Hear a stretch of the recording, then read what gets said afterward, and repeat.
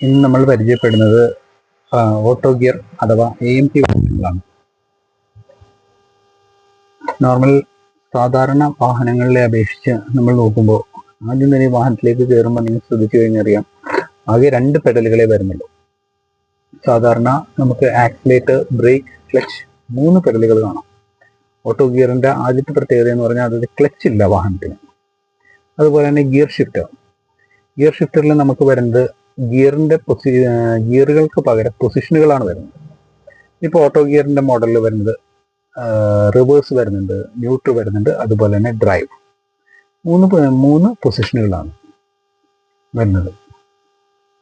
Manual വാഹനങ്ങളാവുമ്പോൾ ഗിയറുകളായിരിക്കും ഉണ്ടാകുന്നത്, അതുപോലെ തന്നെ ക്ലച്ച് ഉണ്ടാവും വാഹനത്തിന്. ഓട്ടോ ഗിയർ വാഹനമാകുമ്പോൾ അത് വരുന്നില്ല.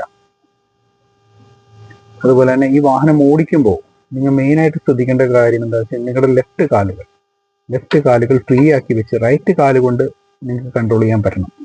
എന്നാൽ മാത്രമാണ് നമുക്ക് ഓട്ടോമാറ്റിക് വാഹനം സ്മൂത്തായിട്ടും സേഫായിട്ടും കൺട്രോൾ ചെയ്യാൻ പറ്റുന്നത്. നമ്മുടെ നാട്ടിൽ ഓട്ടോമാറ്റിക് വാഹനങ്ങൾ ഓടിച്ച് ആക്സിഡന്റ് ഉണ്ടാക്കുന്നവരുടെ എണ്ണം കൂടുതലാണ്. കാര്യം എന്താണെന്ന് വെച്ചാൽ, പലരും മാനുവൽ വാഹനം ഓടിച്ചതിന് ശേഷം ഡയറക്റ്റ് ഓട്ടോമാറ്റിക് വാഹനങ്ങളിലേക്ക് കയറും. അവരുപയോഗിക്കുന്നത് നമ്മുടെ ലെഫ്റ്റ് കാലുകൊണ്ട് ബ്രേക്ക് ഉപയോഗിച്ച് തുടങ്ങും. അപ്പോൾ സംഭവിക്കുന്നത് എന്താണെന്ന് വെച്ചാൽ, അവർ പഠിച്ച മാനുവൽ വാഹനങ്ങളിൽ ക്ലച്ച് മുഴുവനായിട്ട് ചവിട്ടണമായിരുന്നു. ആ ഒരു ഫോഴ്സിലായിരിക്കും ബ്രേക്കും ഉപയോഗിക്കുന്നത്.